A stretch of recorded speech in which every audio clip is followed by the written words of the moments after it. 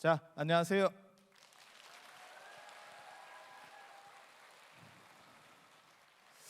개인적으로 오늘 아침에 월정사에서 왔습니다. 거의 맨 끝에서 끝까지 온 것 같은데요. 아니야 안 해도 돼. 그런 거 해달라는 뜻 아니야. 개고생하고 힘들게 왔습니다. 그리고 비행기 타고 왔는데 40분이나 연착돼서 무슨 초보 운전에 걸렸는지 뭐 하는지 어디로 돌아왔는가 봐요. 그래서 조금 많이 힘들었었습니다. 그런데 여러분을 뵈니까 훨씬 반가운 것 같습니다. 어제 사실은 제가 금강경 봉창기도를 했었는데요. 월정사에 제가 예상하기로는 한 3,000분 정도 안 오시겠나 했는데 한 2,000명밖에 안 왔어요. 그래서 조금 빈정이 빈정이 상했는데 왜 안 왔냐고 그랬더니 추석 앞이라서 벌초하러 갔대요. 벌초하러 갔대. 근데 오늘 제가 조금 일찍 와서 여기 교구장 스님 만나 뵀는데 뜬금없이 또 벌초 얘기를, 그래서 뭐 제주도 분들은 꼭 벌초를 해야 되고 벌초를 안 하면 무슨 사람 취급을 안 해준대. 전 처음 들었는데 그렇게 밑밥을 깐 이유가 있는 것 같습니다. 제가 이렇게 여러분들을 뵈니까 무슨 처삼촌묘에 벌초하듯이 듬성듬성 이렇게 앉아 계신 것 같아요. 그래서 아마 처음부터 이런 상황을 예상하고 놀래지 마라 이렇게 해서 한 것 같습니다. 사실 제가 드릴 말씀은 진언에 대한 이야기를, 어떻게 하면 팔자가 좀 좋아지고 행복해질까. 뭐 다른 거 없습니다. 사람이 돈을 많이 벌려고 하는 것도 그렇고, 그 다음에 출세하려고 하는 것도 그렇고 다 마찬가지예요. 행복하려고 하는데 초점이 있는 거고, 그거는 아리스토텔레스의 니코마코스 윤리학에서도 나오는 얘기입니다. 인간은 행복하려고 사는 거예요. 그러니까 돈이나 이런 것들은 다 수단이죠. 어떻게 보면 그게 목적 자체는 아니잖아. 그러면 돈이 안 좋은 거냐? 좋은 겁니다. 돈은 귀신도 부리는 거죠. 그래서 저는 개인적으로 불교와 관련해서 사람들이 그렇게 얘기하는 거 별로 안 좋아해요. 뭐 무소유가 어떻고 뭐 저렇고, 아유 나 그런 얘기 내가 별로 안 좋아하거든. 이유는 뭐냐면 결국 자본주의 사회 속에서는 돈이 없으면 사실 아무것도 못해요. 그런데 돈만 가지고 살 수는 없다라고 하는 그 얘기는 드리고 싶은 거예요. 그러니까 돈이 무가치한 게 아니고 돈은 분명히 중요한 거고 가치가 있는 거예요. 명절 때 제가 그런 얘기 하거든요. 우리나라 쓸데없는 걸 통계를 내는데 그게 명절 때 뭘 받고 싶은가에 대한 통계예요. 늘상 돈하고 상품권이 1, 2위입니다. 바꿔 말하면 그냥 돈입니다. 돈이 좋은 이유는 정해져 있지 않고 내가 원하는 걸로 바꿀 수 있기 때문에. 아니 그런 거 아니에요? 몇몇 가지 빼놓고는 다 바꿀 수 있습니다. 몇몇 가지는 이제 뭐 건강이라든지 안 그러면 뭐 수명이라든지 그런 거 있잖아요. 진짜 돈이 많으면 더 오래 산다라고 한다면 재벌집 총수분들이 더 오래 사셨겠죠. 이건희 회장님 같은 분은 하루에 뭐 10억씩 갖다 박았어도 계속 사시지 않았을까? 그 어른 재산 정도면 뭐 이자 발생분도 안 될 것 같은데, 당신 이자도 안 될 것 같은데 그렇게 해봐야. 그런데 지금까지는 사실은 돈이 있어도 더 오래 사시지는 못했어요. 예전에 그런 얘기 있었는데 김일성 주석 밑에 의료진으로 연구하는 사람만 2,000명이 있었다. 그런데 지금 뭐 미라돼 있죠. 그래서 돈으로 이제 그런 거 몇 가지는 못 사는데 자본주의 사회에서는 돈으로 대부분은 살 수 있죠. 잘 안 되던데요? 돈 조금 들여서 그런 거예요. 많이 들이면 다 됩니다. 제가 최근에 그런 얘기 했었는데 사람들 그 얘기 되게 좋아하더라고요.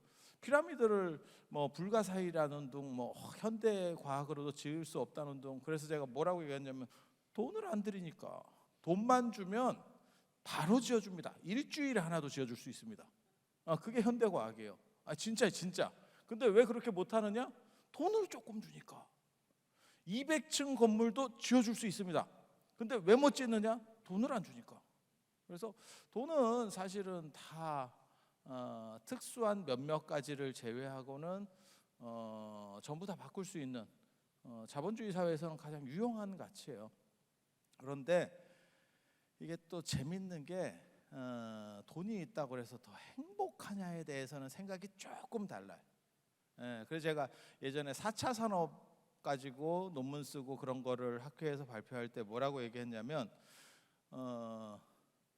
종교의 담당 영역은 행복에 대한 부분이고 행복은 과학이 발전한다고 다 충족될 수 없다. 그러니까 우리가 여러분들 어렸을 때 무슨 생각하셨었냐면 입합의 고깃국이라는 게 있었어요. 입합이 쌀밥이라는 걸 아시잖아요, 그죠? 그런 걸 아시는 분들은 다 좀 된 분들입니다. 요즘 젊은 사람들은 입합이 쌀밥인지 모릅니다. 입합이 뭐지 이러는데 여러분들은 뭐 당연히 아시는 거죠. 입합의 고깃국이라고 하는 게 있는데 제가 소개받을 때도 그런 거 했었는데 제가 쏘댕기기라는 쏘댕기기가 싸돌아댕긴다는 뜻이에요. 그래서 제가 원래 답사 이런 거 합니다. 그래서 제 말투도 좀 싼 게 이게 약간 가이드 말투예요. 답사 상황에서는 절대 정중한 말을 쓸 수가 없어요. 그런 식으로 했다가는 망합니다. 그래서 저는 현장감 있는 말투 이렇게 부드럽게 순화시켜서 하는 거예요. 현장감 있는 말투, 약간 쌈마이 기질로 가는데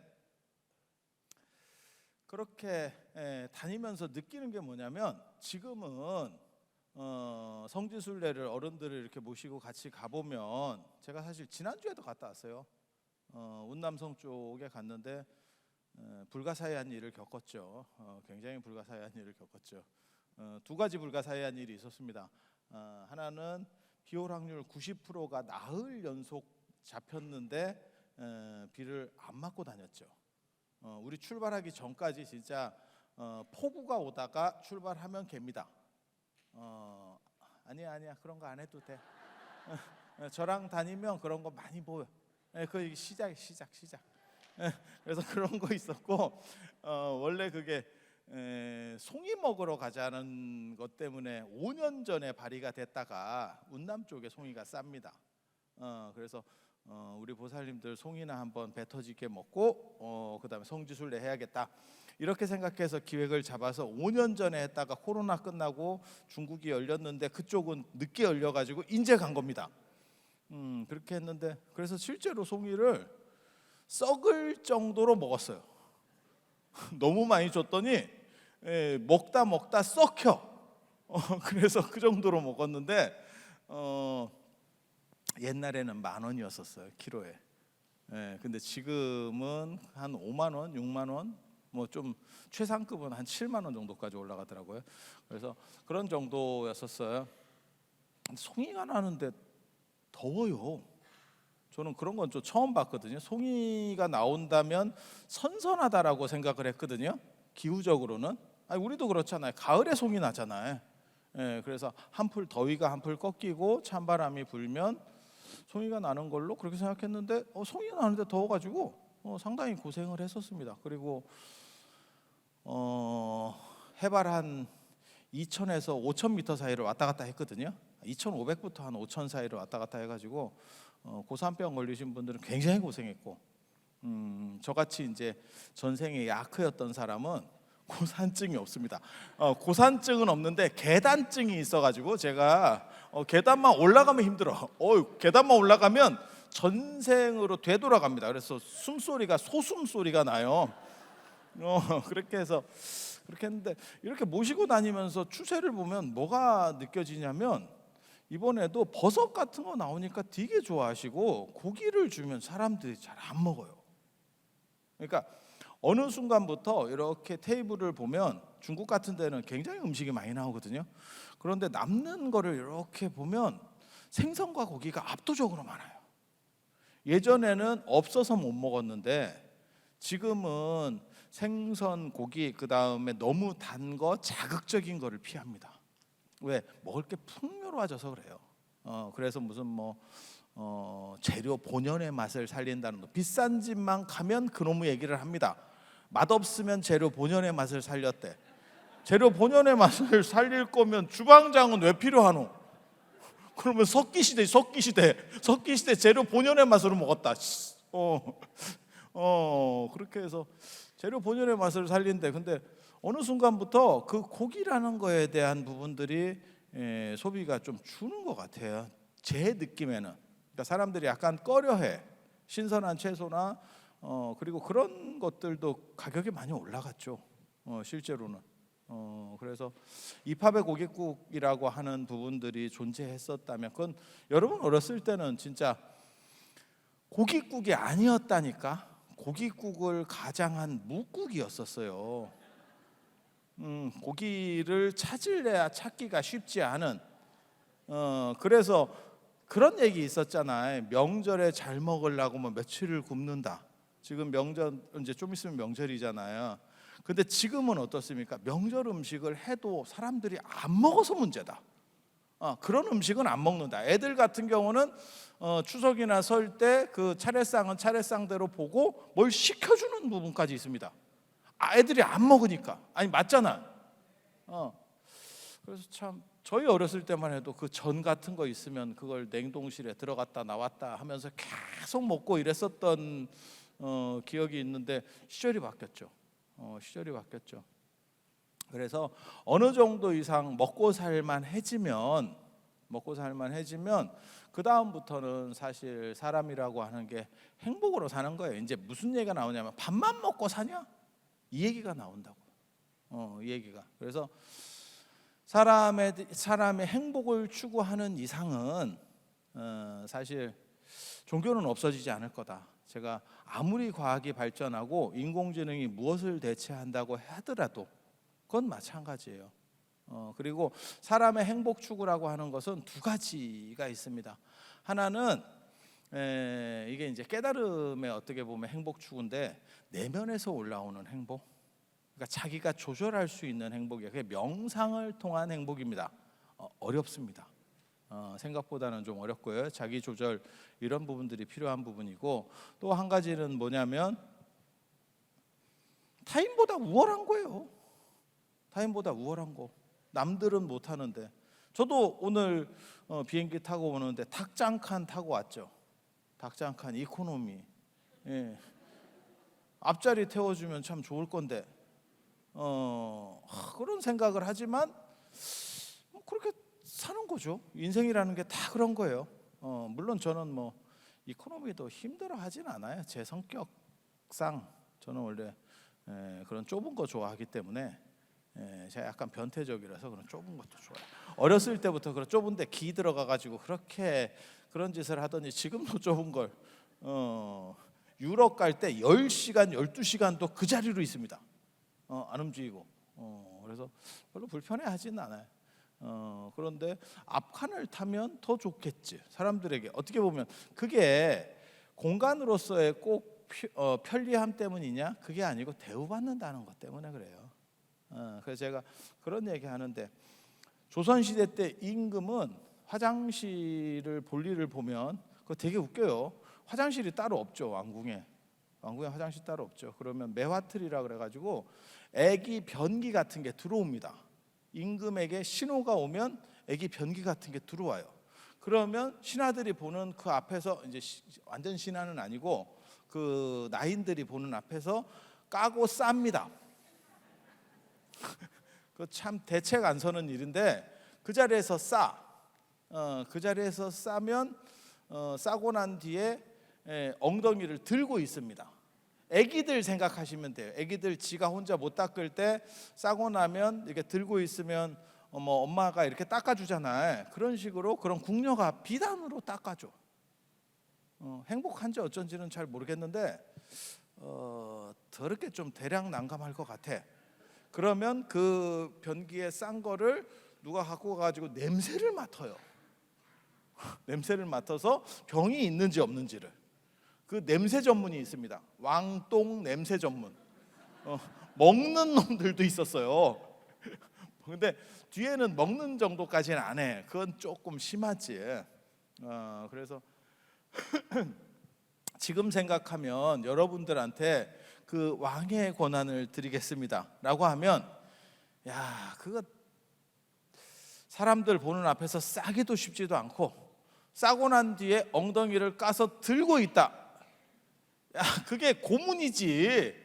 무슨 그게 행복이냐라고 할지 모르겠는데, 그 당시에는 그게 어떻게 보면 왕의 굉장한 특권이에요. 굉장한 특권. 야, 이것만 있어도 어떻게 보면 그런 거잖아요. 남들은 흑백 TV 볼 때 나는 칼라 TV를 봐. 그러면 그게 행복이었고, 지금은 이제 지금 TV 자체를 안 보죠. 뭐 TV도 뭐 QHD, OLED 뭐 이래 가지고 쫙 이렇게 나오다가 그래서 남과 다른 걸 가졌을 때, 물론 뭐 여러분들은 좋은 텔레비 필요가 없습니다. 왜? 이미 노안이라서 어차피 비슷하게 보여요. 그냥 움직이기만 하면 되지 굳이 뭐 좋은 화질 좋아봐야 별거 없습니다. 별 차이 없어. 그리고 부처님의 가르침이 참 대단하신 것 같아. 왜? 노안이 시작되면 세상이 평등해 보여. 더러운 것도 없고 깨끗한 것도 없고 이렇게. 그래서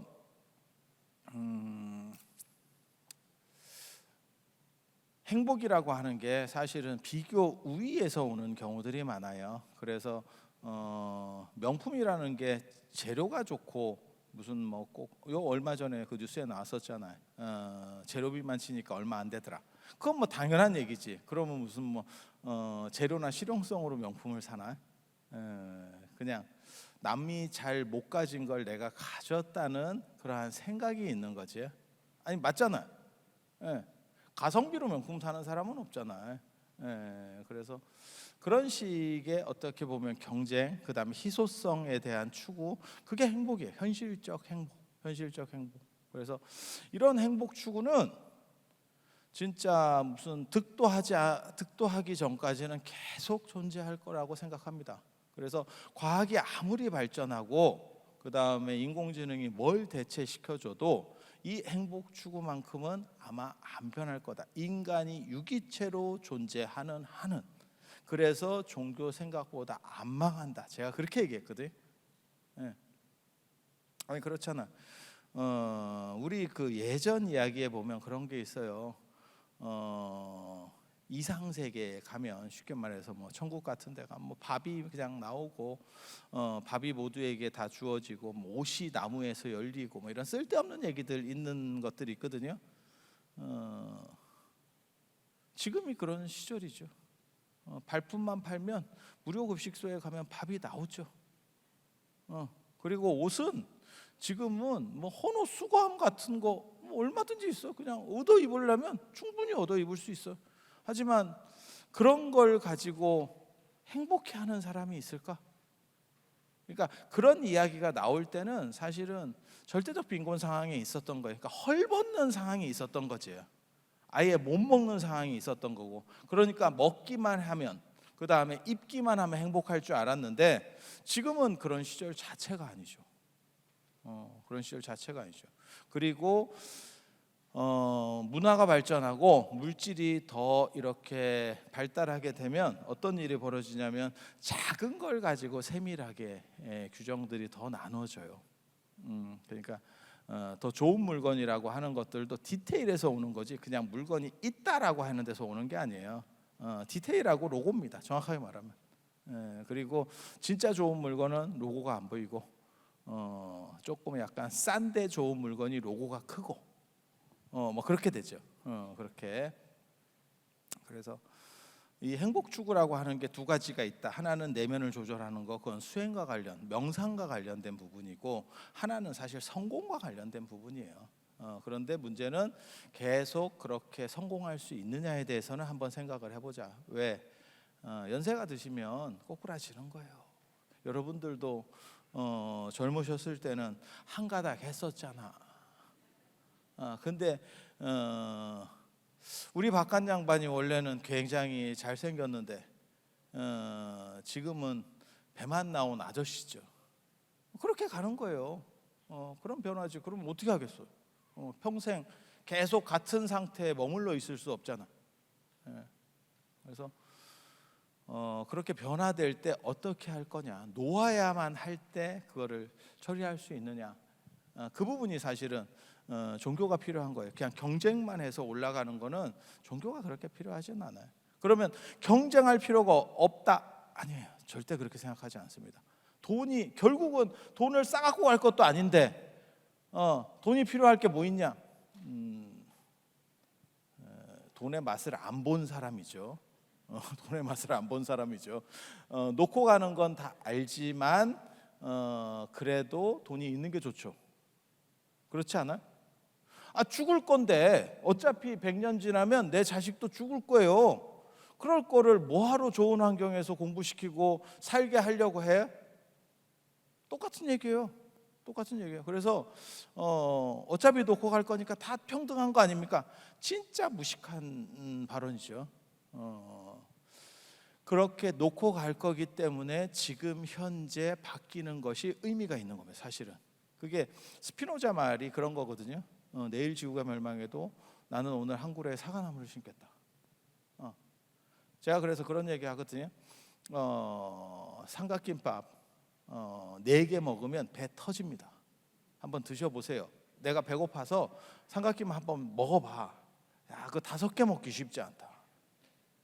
쉽지 않아. 그리고 비싼 호텔에 가서 몇십만 원짜리 한번 먹어봐요. 배 터지게 먹어. 둘 다 8시간 되면 똑같이 배고픕니다. 자고 나면 물론 호텔에서 먹으면 조금은 더 오래 가더라고요. 그 차이는 조금 있어. 그 차이 조금 있어. 조금. 한 2시간 더 가더라. 한 2시간 더 가. 제가 이렇게 경험해 보니까 한 2시간 더 가. 그런데 실제로 하루 이틀 갈 수는 없어요. 아니, 뭘 먹어도. 아니, 그렇잖아. 그러면 어차피 하루 지나면 리셋되는데 계속 삼각김밥만 먹으면 되는 거 아니야? 굳이 뭐하러 복잡한 걸 먹고 그 다음에 재산을 소모하고 그 다음에 환경을 파괴할 필요가 뭐 있어? 김만 직사게 먹어. 야, 그러면 원시시대입니다. 그러면 원시시대입니다. 인간이라고 하는 것이 발전하고 문명이 이렇게 성장하게 되는 것은 그것이 영원하지 않다는 것을 알고 달려가는 거예요. 영원하지 않기 때문에 다 무가치한 거고 허무한 거고 다 쓸모없는 거예요. 그러니까 집착이 필요 없어요. 그렇게 사시면 망합니다. 그래서 제가 불교에서도 제가 그런 얘기 하는데 자꾸 스님들이 자꾸 무슨 뭐 집착을 나라는 둥, 뭐 마음을 내려놓으라는 둥, 그게 현실적으로 가능한 얘기요. 그러니까 사람들이 안 오는 거예요. 지금 입시 때문에 내가 지금 스트레스 받고 있는데 공부가 인생의 전부는 아니지. 99%야. 뭔 헛소리야. 지금 학령 인구가 줄어들어도 사교육 시장은 안 줄어요. 현실이 통계가 그렇게 나온다고. 왜? 공부가 현대 사회에서 수직으로 계층 간의 이동이 가능한 거의 유일한 통로예요. 아니 실제로 그렇잖아. 그리고 진짜 잘 나가는 사람은 공부할 필요도 없어. 아버지가 만수르인데 뭔 공부를 하냐? 생각해 보면 공부는 쩌리들이 하는 거야. 하지만 쩌리들 중에서도 올라갈 수 있는 유일한 통로라고 생각하기 때문에 부모님들이 힘드셔도 사교육 비용을 줄이지 않습니다. 아니, 맞잖아. 그렇게 해서 모든 사회 시스템이 그렇게 돌아가고 있는데 스님은 공부가 전부는 아니에요. 전부는 아니지. 99.9. 순금이 100%는 아니야. 왜? 99.99니까. 그래서 제가 그런 얘기하는데 공부가 전부가 아니라고 하지만 그렇게 말하는 사람은 공부를 안 해본 사람일 거다. 외모가 전부냐? 전부는 아닌데 99입니다. 그러면 아이돌 뭘로 하는데? 아이돌이 뭘로 하는데? 그냥 인정할 건 인정하면 돼요. 인정하고 그것이 계속될 수 없다라는 거를 한 번만 더 생각하시면 일이 쉬워요. 그러니까 처음부터 무력화시키려고 하지 말고 공부를 아무리 잘한들, 저도 제가 그런 얘기 하거든요. 제가 만약에 나이 들어가지고 치매 같은 거 걸리면 주변에 꼬소로매 할 사람이 되게 많을 거다. 저놈이 저렇게 잘난 척하더니 치매 걸려서 지정신 아닌 헛소리 하더라. 얼마나 기분이 좋겠어. 마찬가지입니다. 아무리 공부 잘하시고 머리 좋으신 분들이라도 70대면 제정신 아니에요. 오락가락합니다. 아니에요. 80 아니에요. 제가 보기에는 50대부터 시작돼요. 50대부터. 그래서 제가 그 얘기 하잖아. 입이 새면 경기가 끝난 거라니까. 입이 새면. 언제부터 새냐면요, 말이 점점 새기 시작해요. 그래서 비슷한 단어를 얘기하고 단어가 착각이 일어나기 시작하거든. 그런데 사람들이, 옆에 사람이 지적을 해줘. 야, 그거 아니고 이런 단어 아니야? 이렇게 얘기하면 처음에는 그나마 사람일 때는 어떻게 반응을 보이냐면 예를 들어서 치킨을 키친이라고 했다고 쳐봐. 그러면 아니 그럴 수 있잖아. 그렇게 해서 그걸 지적을 받으면 그러네, 내가 잘못했네, 이렇게 하면 사람입니다. 사람이 아닐 때는 언제 그렇게 되는 거냐면, 못 알아듣냐? 개떡같이 얘기해도 찰떡같이 알아들으면 되지, 그걸 꼭 얘기를 해야 돼? 전체를 보면 되지. 이런 벌써 사람이 아니야. 그러면서 무슨 일이 벌어지냐면 말만 새는 게 아니고 음식물이 새요. 왜 그러는지는 모르겠는데 치아는 다 있는데 떨어뜨린다. 떨어뜨리는 걸 인지하고 찾아내면 그나마 사람입니다. 그런데 사람이 아니면 그 다음에는 어떻게 되냐면 누가 지적해주기 전까지는 몰라요. 그래갖고 그냥 붙이고 댕겨 이렇게. 야, 그거 진짜 재밌더라. 저도 그래. 저도 그래. 그게 50대부터 시작돼요. 50대부터. 그래서 입이 새기 시작하면 이미 좀씩 가는 거예요. 아무리 똑똑하면 안 갈 것 같냐? 마찬가지입니다. 그리고 영양제 좋은 거 먹으면 안 가느냐? 조금 효과는 있지. 조금 덜 가겠지. 아니 맞잖아요. 결국 가요. 눈도 가는 거고. 그렇게 간다라고 하는 것은, 가는 것에는 올인하면 안 됩니다. 안 가는 것에 올인을 해야지. 가는 것은 결국 놓고 가는 거잖아. 그렇게 얘기는 할 수 있어도 이 자체가 무가치한 거다. 외모는 무가치한 거고, 공부는 무가치한 거고, 돈은 무가치한 거고, 어차피 100년 뒤면 다 흙으로 돌아가는 거 아니냐. 패배자적인 사고죠. 패배자들이 하는 사고죠. 그래서 그런 것과는 좀 달라요. 그래서 안에서 언제나 항상하게 비교 대상이 아닌 상태에서 행복할 수 있는 것은 명상으로 스스로를 통제하는 거고, 그래서 지금 사람들이 경제 성장이 어느 정도 된 상황에서 오래 살게 되니까 거기서 내면에 대한 통제 욕구, 그래서 명상에 대한 이야기들이 계속 나오는 겁니다. 서울 같은 경우가 통계 자료에 의하면 덩치, 사이즈는 차이가 있지만 교회 수보다 명상센터 수가 더 많아졌어요. 좀 됐습니다. 좀 된 얘기입니다. 그렇게 그래서 이제 조계종에서도 우리 총무원장 스님께서 선명상 얘기를 계속 이렇게 하시는 거고, 흐름은 그쪽인데 이게 조금 알딸딸합니다. 왜 내면에서 움직이는 거래 가지고 그래서 제가 그런 얘기 하는데, 육상 경기나 이런 거면 차라리 좀 나은데 그림으로 얘기하면 약간 추상화예요. 추상화, 제가 미술 전공자로서 얘기하는 추상화가 약간 거지 같거든요. 전시하는 데 가서 몰래 뒤집어 걸어놔도 모릅니다. 진짜 추상화 그려놓고 제일 무성의한 놈이 누구냐면 제목도 무죄야, 무죄. 네가 알아서 보래. 되게 재밌어. 그러면 저 같은 사람은 뭐라고 물어보냐면, 너는 뭐라고 그렸는데? 도대체 네 생각은 뭐였냐? 이런 얘기를 하거든요. 이게 만약에 사실하면 누가 잘 그렸는지를 구분할 수 있는데, 이게 명상이라는 게 내면적인 거라서 그게 객관적으로 탐내기가 상당히 어려워요. 저게 진짜 그런 건지 그런 척 하는 건지 많은 건지 무슨 그게 무당 접신하는 거랑 비슷한 거지. 신이 붙었는지 떨어졌는지 뭐 알게 뭐야.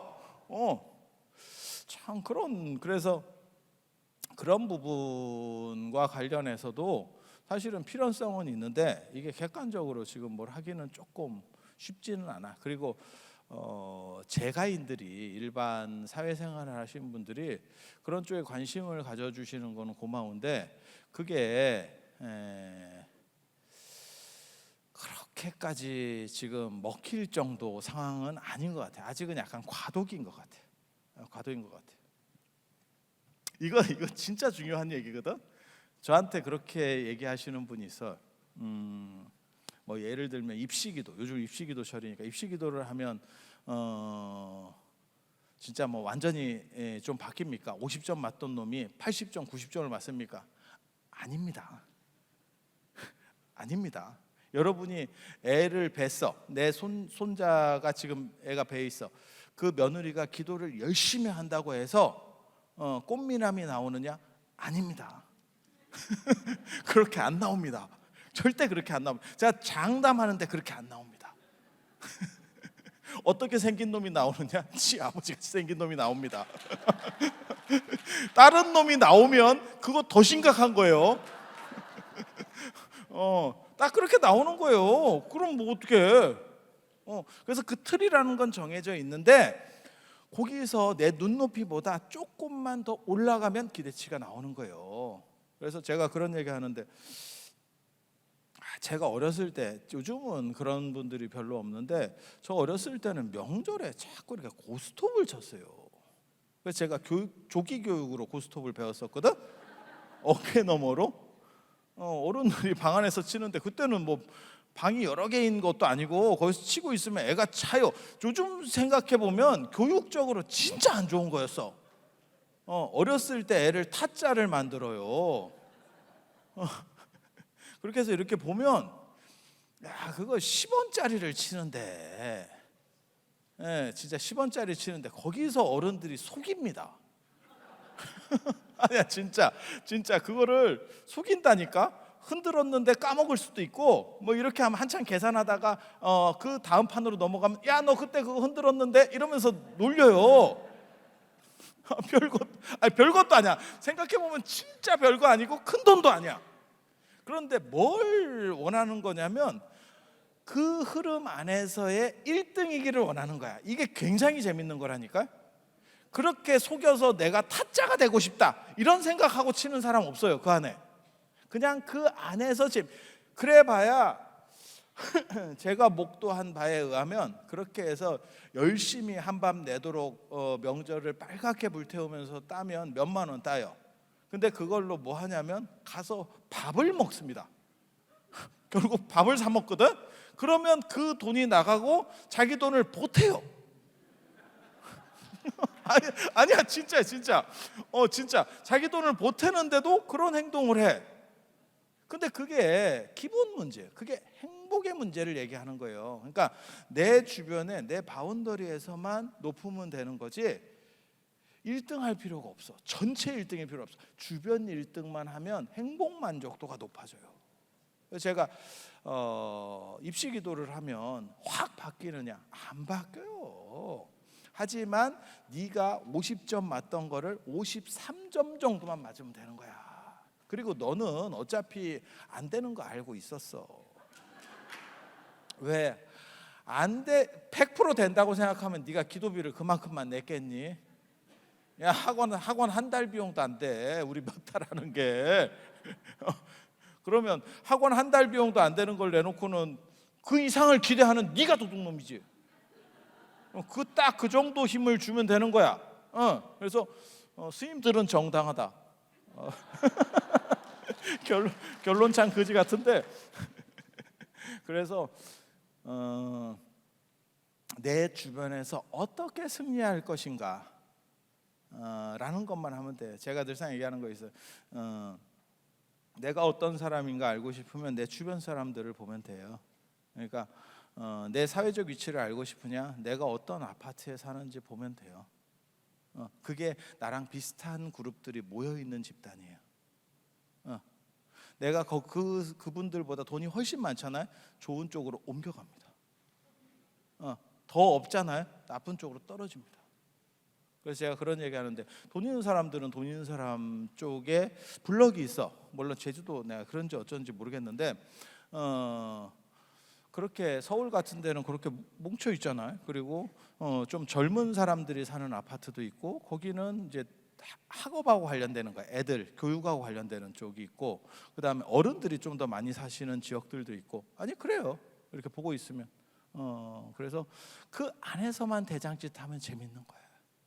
그 정도 효과는 기도가 준다니까. 그 정도 효과는 그러니까 내가 경쟁하는 데서만 이기면 되지 전체 1등이 될 필요는 없는 거예요. 그러면 만족해. 그리고 전체 1등이요 생각보다 피곤해요. 여러분 몰라서 그래. 김연아 선수 같은 분이 얼마나 피곤하겠어. 젊어서 한번 찍었다가 떨어지는 것만 남았어. 이렇게. 그렇지 않을까? 잊혀지는 사람입니다. 전 국민적 영웅이었다가 그걸 젊은 나이에 찍은 거야. 진짜 아이돌 같은 인생입니다. 아이돌은 그 다음에 뭐 하는 거냐면 이제 나이 차면 연기자로 이렇게 변신을 하거든요. 연기자가 되는 이유는 노래 부르는 것보다는 그쪽이 수명이 좀 더 길기 때문에, 그래서 연기자로 변신을 하는 거고, 보통 이제 체육인 같은 경우는 지도자로. 아니 맞잖아. 근데 너무 뜨면 이게 기대치들이 있어가지고 뭘 변신하기도 상당히 어려워요. 그래서 김연아 선수 같은 경우가 아마 스트레스를 많이 받을 거예요. 그리고 그런 스트레스를 그냥 예상만 해보는 거야. 예상만. 그런 상황에 안 올라가 봤지만 예상만 하고 그 스트레스를 여러분은 그런 거 안 느껴지세요? 여러분도 그걸 느꼈기 때문에 여러분이 1등을 안 했던 겁니다. 사실은 이미 인지하고 있었던 거야. 그 내려오는데 너무 힘들 것 같아서 안 했잖아. 산에 꼭 높은 산에 올라가 봐야만 그 내려올 때 힘든지 아나? 딱 보면 아는 거지. 그래서 안 올라갔잖아. 힘들까 봐. 그래서 정점을 찍으면 좋기는 하겠지만 그거는 힘드는 일이고, 그래서 우리 주변에 있는 소소한, 그리고 그거는 연세 드셔도 관계없어요. 경로당 짱도 재밌습니다. 학교 짱도 재밌는 거고, 그 그룹에서만 좀 이렇게 내밀면 재밌어요. 그거를 하는 것은 종교적인 걸로 충분히 가능하다. 플러스 알파로. 그러니까 50점 맞는 놈이 기도한다고 100점 되는 건 아니지만 컨디션이 좋고 찍을 때 좀 잘 들어가서 53점, 55점은 맞을 수 있다더라. 이렇게. 그리고 인생을 그게 인생의 행복 만족도를 바꾼다니까요. 인생 전체를 바꾸느냐? 아니에요. 이름 바꾸는 거랑 똑같아요. 예전에 그 돌아가신 앙드레 김 선생님 다 아시잖아요. 그죠? 앙드레 김 알 정도면 또 오래된 사람. 오래된 사람들입니다. 근데 그분이 한번 청문회에 나가셨잖아요. 근데 그때 이제 물어본 게 이름을 대라. 그랬더니 앙드레 김입니다. 그랬더니 본명을 대라. 그랬더니 김봉남입니다. 그 굉장히 유명한 사건이었었어요. 다 뇌리에 남아 있을 정도로 뭐 사후 모독죄가 될 수 있을 것 같기도 한데, 뭐 그 전 국민이 다 봤었던 사건이니까. 근데 한번 생각해 보세요. 김봉남이 디자이너야. 뭔가 약간 좀 떨어질 것 같지 않아? 왠지. 근데 앙드레 김이야. 앙드레 좀 있어 보이잖아. 사람이 바뀌었습니까? 동일 인물이죠. 뭐가 바뀌었겠어? 뭐가 바뀌었겠어? 연예인들이 예명 쓰는 거 다 마찬가지죠. 그러면 효과가 없습니까? 효과 있죠. 효과 있죠. 본질을 바꿀 수 없는 상황에서 조금만 내가 변화할 수 있는 부분들에서 변화를 줘서 그 효과를 얻을 수 있다면 행복 만족도는 높아진다. 그 얘기를 하는 거예요. 그게 진원이 힘을 줄 수 있다라는 얘기를 하는 거예요. 진원. 제가 놀랍게도 고등학교 때 이과였었습니다. 저는 문과가 아니고 이과. 아니 뭐 그렇게 심각하게 뭐 볼 건 없어요. 이과였었고 제가 문과적인 거를 잘 못했어요, 사실. 이거 제가 뭘 잘 못 외워요, 사실. 그래서 이과적인 게 좀 더 쉽다라고 생각을 해서 했는데 가만히 이렇게 보니까 인생을 살다 보니까 이게 굉장히 재밌습니다. 모든 통과 시험에는 영어 시험이 있어요. 석사 때도 영어 시험을 봐야 되고 박사 때도 영어 시험을 봐야 되고 진짜 모든 통과 시험, 박사는 제2외국어까지 보는데 영어는 필수고 제2외국어는 선택이에요. 그건 이제 보통 전공어거든요. 전공어. 그러니까 자기랑 관련된 인접 언어를 한다고. 그런데 영어를 못 해요. 제가 영어를 못 하는데 기도 영험으로 시험에 떨어진 적은 없어요.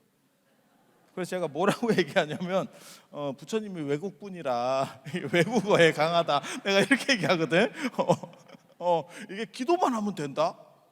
기도만 하면 영어 시험 어렵지 않습니다. 그런데 수학은 사실 여러분 과외를 붙여보시면 수학 붙이기가 더 어렵습니다. 그리고 수학이 단가가 더 셉니다, 영어보다. 숫자도 적어요. 선생이 숫자도 적고 단가가 세다니까.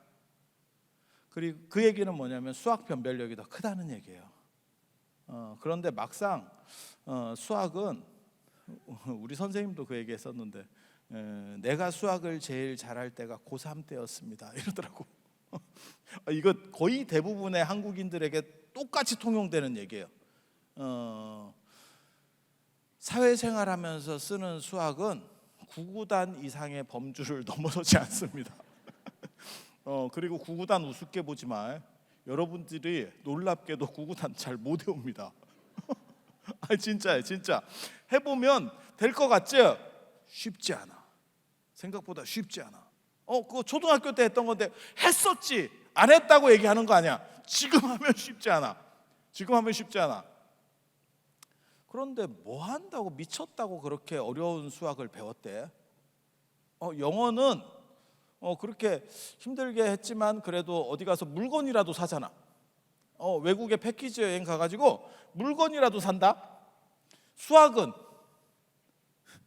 거기서 물건값 더하기 하나? 이걸 못 땄어. 이거 그 고등학교 때 배웠던 어려운 수학을 도대체 어디다 쓸까?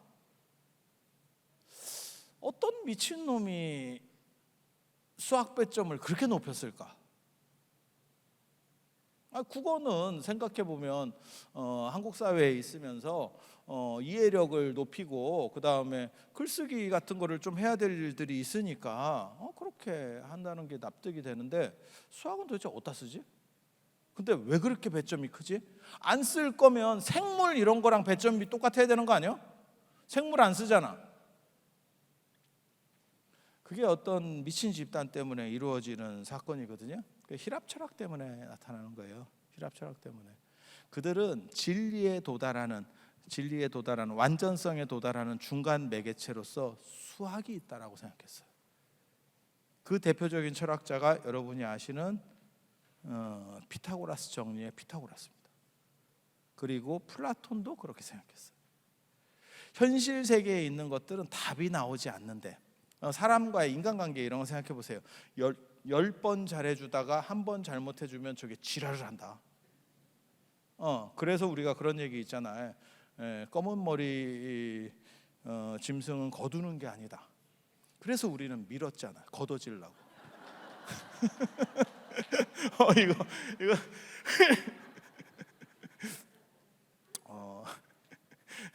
그래서 그거는 맞는 것 같아요. 이게 저도 살아보면 여러분들 저보다 더 다 오래 사신 분들이니까 이렇게 보면 그 말은 진짜 진리인 것 같아. 사람이 사람 좋은데 이유 없고 사람이 사람 싫은데 이유가 없어. 나한테 뜯어가는데도 밥 먹을 때는 야 걔도 좀 오라 그래 이러는 놈이 있고 나한테 잘해주는데도 걔랑 밥 먹기가 싫어. 이상하게 있어. 이렇게 보면 맨날 저게 나한테 빈대를 붙는데도 이뻐. 그냥 아유 그런갑다. 쟤는 그냥 그렇게 해줘. 이런 놈도 있고, 나한테 진짜 이렇게 좀 뭔가를 도움이 되는데도 꼭 이렇게 딱 어떤 틀 안에 넣어주기에는, 내 요 바운드리 안에 딱 넣기에는 조금 애매한 놈들이 있다니까. 네. 그걸 도대체 뭘 어떻게 계산할 건데? 그걸 이제 기독교 같은 경우는 방법이 없습니다. 신이 다 만들었는데 에러 난 거지. 에러 난 거지. 그럼 어떻게 할 거야?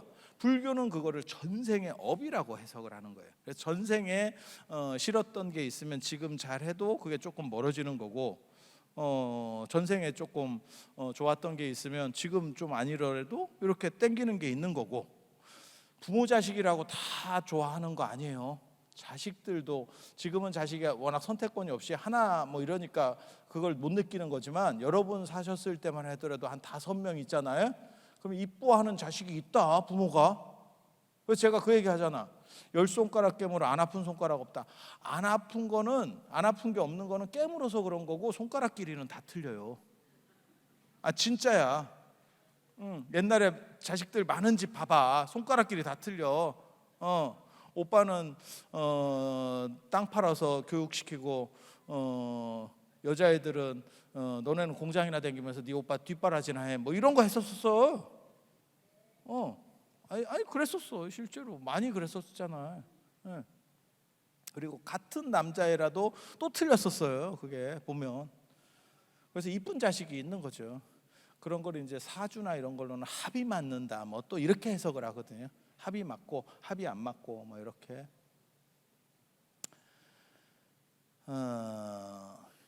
이런 거는 사실은 좀 재밌는 문제. 그런데 현실에서 어떻게 이런 것들을 이제 극복할 거냐라는 걸 보면, 세상에는 이런 것들은 답이 안 나온대. 그런데 히랍 사람들, 그리스 철학자들은 뭐라고 생각했냐면, 수학은 정확하대. 1 더하기 1은 언제나 2지. 사람은 10번 잘해줘도 답이 안 나온다니까, 얘가. 인간관계는 맞잖아요. 근데 1 더하기 1은 언제나 2야. 그래서 그 중간자를 수로 놓은 거예요. 진리에 이르는, 우리 삶이라는 건 좀 모순성이 있는 거고, 진리라고 하는 이렇게 이데아 이런 거는 완전성이 있는 건데, 그 중간 단계로 우리가 경험할 수 있는 거를 수라고 생각한 거예요.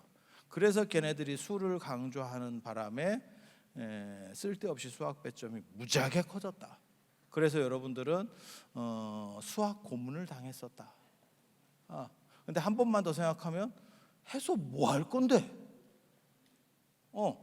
구구단 외워서 뭐 할 건데? 어차피 카드 내밀거나 이렇게 핸드폰 내밀면 알아서 다 계산해 주던데. 그래서 그렇게 되는 거고, 동아시아는 생각이 약간 달라요. 동아시아는 그림이야말로 본질을 나타낼 수 있는 거래. 본질을 나타내는, 그러니까 우리 현상을 넘어서서 진리에 이르는 중간 단계로서 히랍 사람들이 수를 생각했다면, 동아시아 사람들은 그림을 생각했어요. 그게 나중에 부정 문화입니다. 부정 문화. 그러니까는 그거를 주역에서는 뭐라고 얘기하냐면, 언부진의 입상의 진이라고 하는 거거든요. 말로는 뜻을 다 할 수 없고, 말로 하는 거는 원래는 그 앞에 서부진언이 있어요. 글로는 말을 다 할 수 없고, 그러니까는 글로 쓰는 것보다는 말로 하는 게 훨씬 더 전달력이 좋대. 그 얘기는 이해가 되시잖아요. 우리가 문자 쓰다가 도저히 이게 그럼 전화하지. 그렇게 되잖아요. 그러니까 말이 훨씬 더 전달력이 좋은 거예요. 그래서 서부진언, 그러니까는 글로는 말을 따라갈 수가 없고, 그 다음에 말로는 뜻을 따라갈 수가 없대요. 그래서 그 본 뜻을 드러내는 방편으로 그림을 나타낸다는 거예요. 입상이 진행, 상을 세워서, 그림을 세워서 진정한 것을 나타낸다. 진정한 본 뜻을 나타낸다. 그렇게 본 뜻을 나타내는 것 중에 가장 대표적인 그림이 우리나라 태극기입니다. 그게 상징이에요. 상징보. 그래서 우리 선생님이 예전에 그 말씀하셨었는데, 철학과 선생님이 한국 국기야말로 가장 철학적인 국기다. 이렇게. 그리고 동아시아에는 부정 문화라는 게 있는 거예요. 어떤 그림의 문화.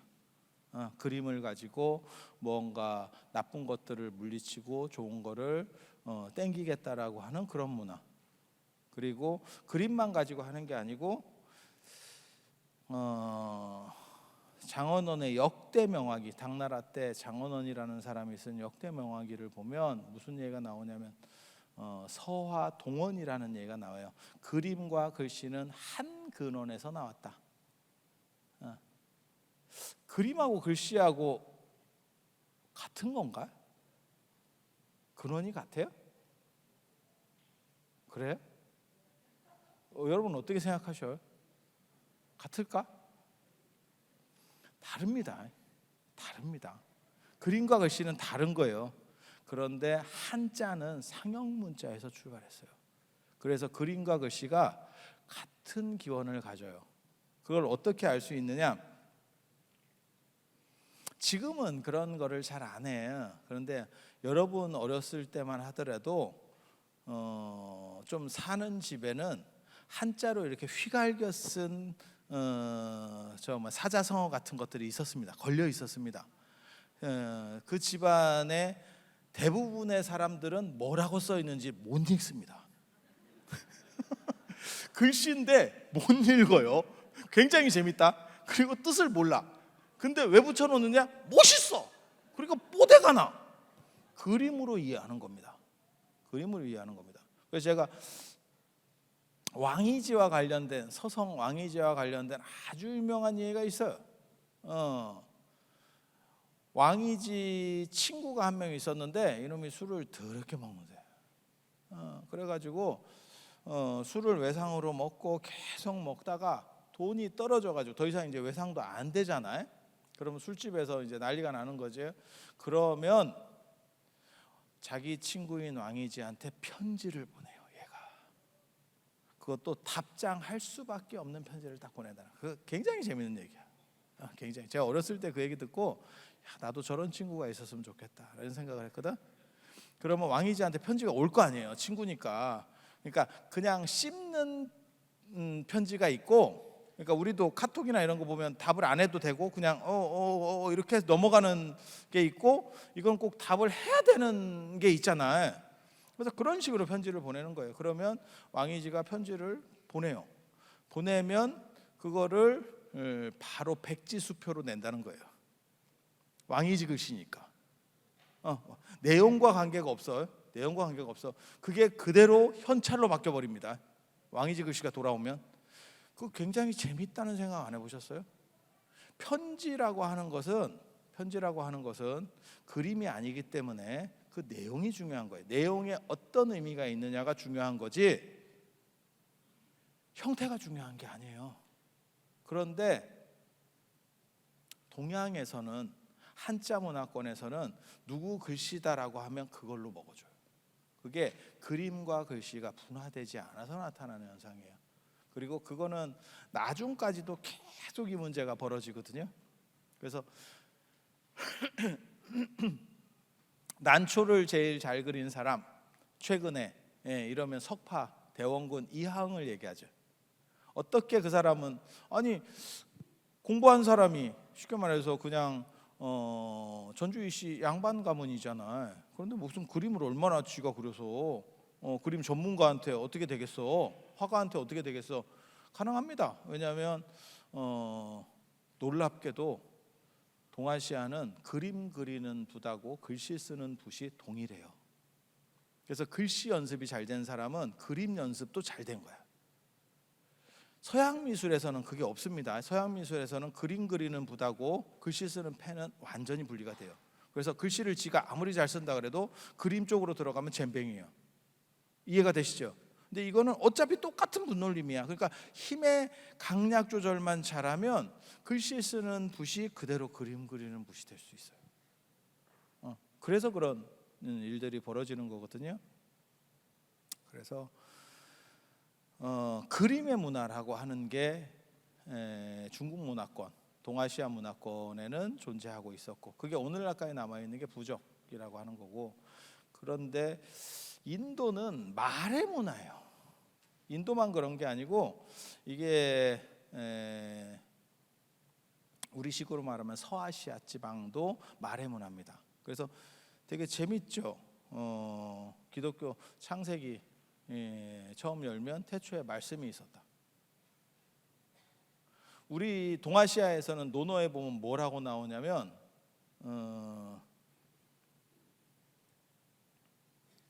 교원영색 불이인이라고 나오거든요.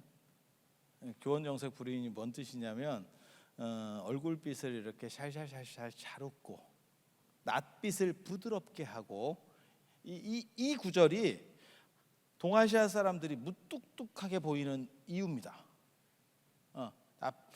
자꾸 이렇게 실실실 잘 웃고 그 다음에 말 잘하는 놈 치고 어진 놈이 드물대. 그러니까 이건 사기꾼이라는 얘기예요. 정확하게 말하면 다단계지 다단계. 다단계. 요즘은 그런 얘기 안 하는데 저희 어렸을 때만 해도 말 잘하는 놈은 빨갱이 아니면 예수쟁이라 그랬는데 진짜 오래간만에 들어보지 않아요? 예전에 한 번씩 들어보셨죠? 오래된 사람들 오래된 사람들 그렇게 해서 말 잘하는 거를 별로 안 좋아했어요. 동아시아 사람들은. 그래서 침묵의 문화, 약간 과묵하고 그런 거 좋아했었죠. 듬직하다. 이렇게 남자면 좀 듬직해야지 무슨 뭐 말로 막 하고 이런 거 별로 안 좋아했었습니다. 그런데 지금은 이제 시절이 아닙니다. 그렇게 있으면 절단 나는 시절이에요. 세상이 바뀌었지. 세상이 바뀌었어요.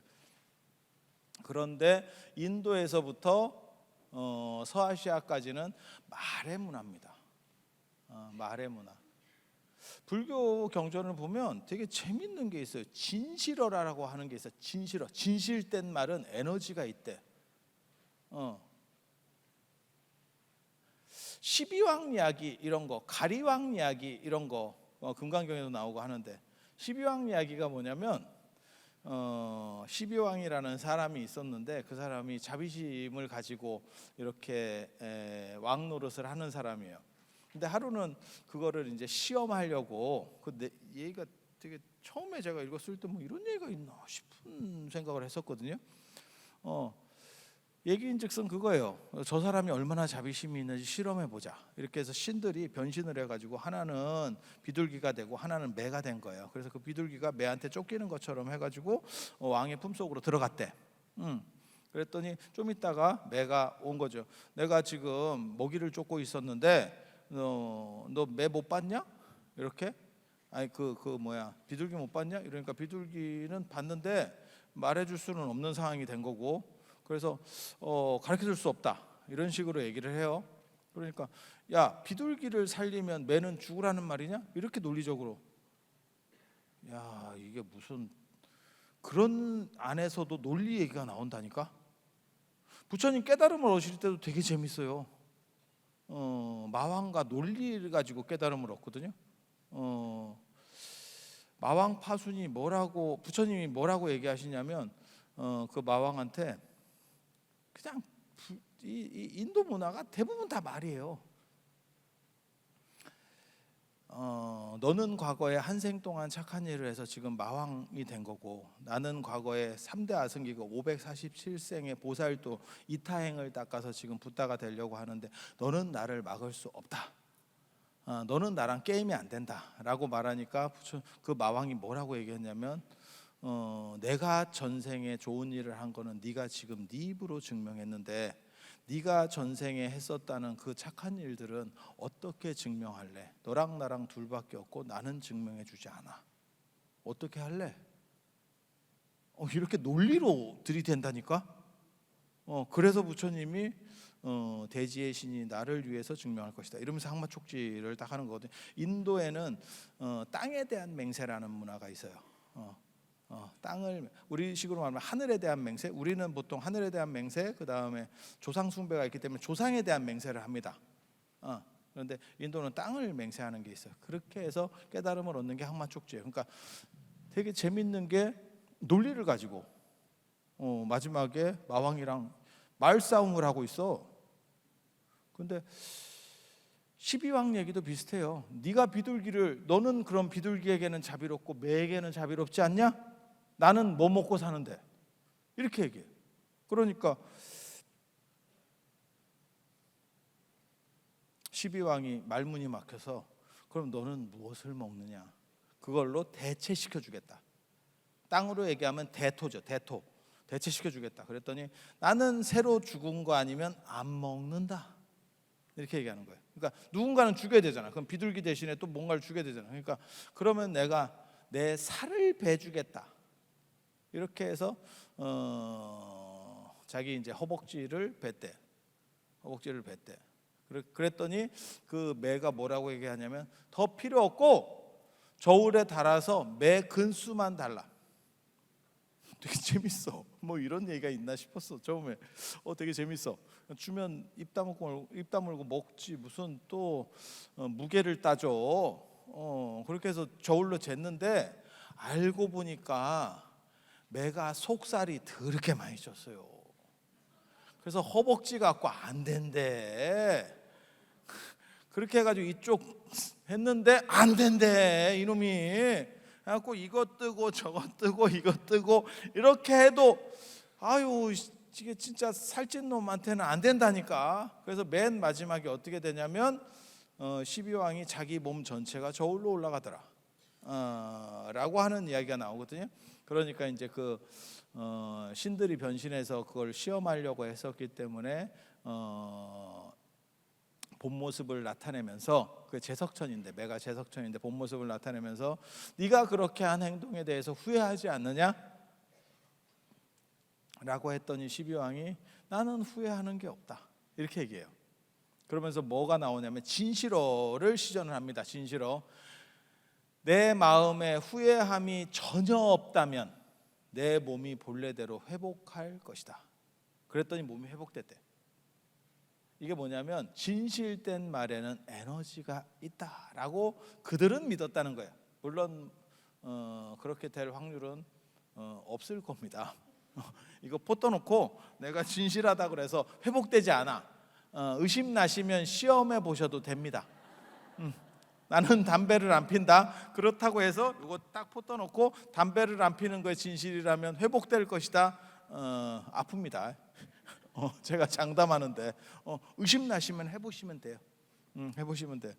근데 이게 진실된 말에는 에너지가 있다라고 하는 그들의 믿음이에요. 그들의 믿음. 그래서 그거를 줄여서 진언이라고 하는 겁니다. 진언. 그래서 불교에는 진언에 대한, 진실된 말에 대한 추구가 있어요. 그리고 그걸 좀 길면, 진언이 좀 길면 그걸 다란이라 그래. 다란이. 그러니까 짧은 건 진언, 길면 다란이, 이렇게 길이에 의해서 조금 차이가 있는 거예요. 길이에 의해서 불리는 명칭에. 그런데 둘 다 진실에 대한 추구예요. 그리고 이러한 진실에 대한 에너지가 나에게 존재한다면, 그러니까 이들은 어떻게 생각하는 거냐면 진리가 있고 그 진리에 도달하는 중간 단계로서 힐랍 철학 사람들은 숫자를 생각했던 거고, 동아시아 사람들은 어떤 부호를 생각했던 거예요. 그림을 생각했던 거예요. 그리고 이들은 진실된 말을, 진언이라는 걸 생각해. 그래서 그 진언을 통해서 그 진리의 에너지가 나에게 들어오면 내 스스로 어떻게 보면 나쁜 것들은 사라지고 좋은 일들이 개연성이 훨씬 더 커지는, 그러니까 면역력 증가, 요즘으로 치면 그런 거라고 생각하시면 돼요. 코로나가 유행한다고 다 걸린 거 아니잖아. 누구는 주사 한 번도 안 맞고 안 걸린 사람도 있고, 찾아보면 있어요. 끝까지 안 먹고 안 걸려. 그럼 그 사람이 어디 안 나갔느냐? 나대기를 더럽게 나댔는데 안 걸렸어. 누구는 주사 맞고 15일씩 뒤집어져 있어. 그렇게 해서 4차를 맞고 3번을 걸렸어. 있어. 주변에 찾아봐. 내 말이 맞나 틀리나. 주사 맞으면 뒤집어져. 그리고 코로나 걸려서 뒤집어져. 계속 뒤집어져. 그래놓고 나중에 뭐라고 얘기하냐면 후각이 안 돌아왔어요, 뭐 이런 얘기해. 그게 어떻게 보면 우리 눈에는 잘 안 보이겠지만 어떤 면역력 같은 게 작동을 했겠지. 감기 유행한다고 뭐 모든 사람이 감기 걸리나? 같이 있어도 안 걸리는 사람은 안 걸리고, 저 사람은 왜 걸렸나 싶은데 걸리는 사람 있고 뭐 그런 거죠. 그래서 진원이라고 하는 것도 어떤 그러한 힘들을 만들어내요. 그리고 그 중에서도 영험한 게 있다니까. 사실은 그 얘기를 해드리려고 제가 생각을 했는데 시간이 다 됐네. 내가 원래 2시간 동안 해서 해드리려고 했는데 앞에서 식순이 더럽게 길더라고. 2시부터 한다고 그러더니 뭘 2시는 뭔 2시야. 유튜브 틀어놓고 사람들이 이거 하는 줄 알고 들어왔다가 다 나갔더라. 내가 유튜브 채널 보니까. 그래도 드릴 말씀은 드려야 되기 때문에 어떤 게 센 건지 가르쳐 드릴게요. 이게 물론 뭐 진원이 나름대로 다 장단점이 있어요. 장단점이 있는데 분명한 거는 옛날부터 많이 한 게 좋은 거예요. 그러니까 옛날에 안 하다가 요즘 갑자기 하는 거는 옛날 사람들 판단에는 별로 그렇게 대단하지 않았었어. 그래서 옛날에 그 좋은 거를 종합 선물 세트를 만들어낸 게 천수경입니다. 신묘장구 대단한 일을 중심으로 뭐 준재진원, 뭐 육자 대명왕진원, 온만이 반매움 뭐 이런 것들 쫙 넣어가지고 만들어 놓은 세트예요. 그 세트 메뉴입니다. 세트 메뉴 천수경. 아니 그렇게 되는 거예요. 그렇게 되는 거. 그리고 최근 들어서 하는 것들이 있어요. 뭐 광명진원, 뭐 춘부다라니, 뭐 아비라 이런 것들은 사실은 옛날에는 잘 안 했어요. 옛날에 했었으면 천수경에 들어가 있다. 천수경에 들어가 있다. 그럼 천수경에 안 들어간 거는 다 센 게 아닙니까? 아닙니다. 독립해서 하던 놈들이 있습니다. 진원 중에. 그게 불설소재 길상다라니 이런 거는 원래 예불 끝나고 다 했었어요 옛날에. 그 사대주는 다 했었고, 그리고 진짜 가장 많이 했던 게 뭐냐? 아제아제 봐라 아제입니다. 오늘도 했어. 오늘도 했어. 사람들이 생각할 때 천수경을 제일 많이 하는 거야. 천수경은 미안한 얘기인데 신묘장구 대단하니 우리나라만 해요. 그 의상대사 때문에 된 거거든요. 사실은 의상대사의 영향으로 된 거고, 티베트 불교부터 일본 불교까지 다 하는 진원 얘기하라 그러면 딱 2가지입니다. 온만이 반매음하고 아제아제 바라 아제입니다. 일본에 가도 아제아제 바라 아제가 나옵니다.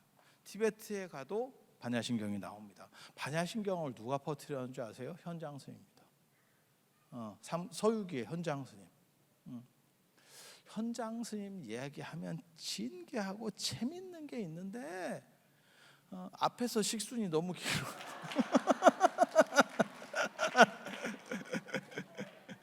필요 없어요. 내용 필요 없습니다. 진원 이런 거 할 때 꼭 뭐라고 물어보시냐면 내용이 뭡니까? 그 내용을 알아야 됩니까? 아니 필요 없습니다.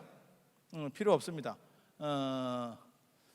바카스를 먹으면 피로가 회복되는 거지 약 성분을 알 필요가 없습니다. 쌍화탕을 먹으면 감기에 좋은 거지 약 성분을 알고 먹으면 더 좋습니까? 그렇지 않습니다. 그렇지 않습니다. 그래서 불교계의 최강진원 투톱 체계가 있는 겁니다. 아제아제 바라아제하고 온만이 반매음입니다. 온만이 반매음입니다. 그 외에 다른 게 있다면, 그러니까는 옛날 사람들은 몰랐는데 지금 사람이 알아냈어요. 말 같지도 않은 얘기입니다. 예전에 우리 선생님이 하신 그 얘기 있거든요. 지금 붓글씨 쓰는 사람이 아무리 잘 써도 예전에 황제 앞에서 글씨 쓰는 사람하고는 비교할 수 없다. 이렇게 얘기해요. 이유가 뭐냐? 붓글씨 쓰는 인구도 많이 줄었잖아요. 지금 옛날에는 붓글씨 잘 쓰면 그걸로 먹고 사는 거고, 지금은 붓글씨 써봐야 어쩌라고. 지금 현실은 그런 거거든요. 지금 그러니까 인구도 적었고, 황제의 명령을 받고 쓰면 그 최고로 잘 쓰는 사람들이 정성을 다해 쓴다는 거예요. 그 정성은 지금 돈 준다고 쓸 수 있는 정성이 아니라는 거예요. 황제가 나를 선택해서 비문을 쓰라 그랬대. 야, 그거 미친 듯이 쓰는 거예요. 그걸 따라갈 수가 없다는 거 똑같아요.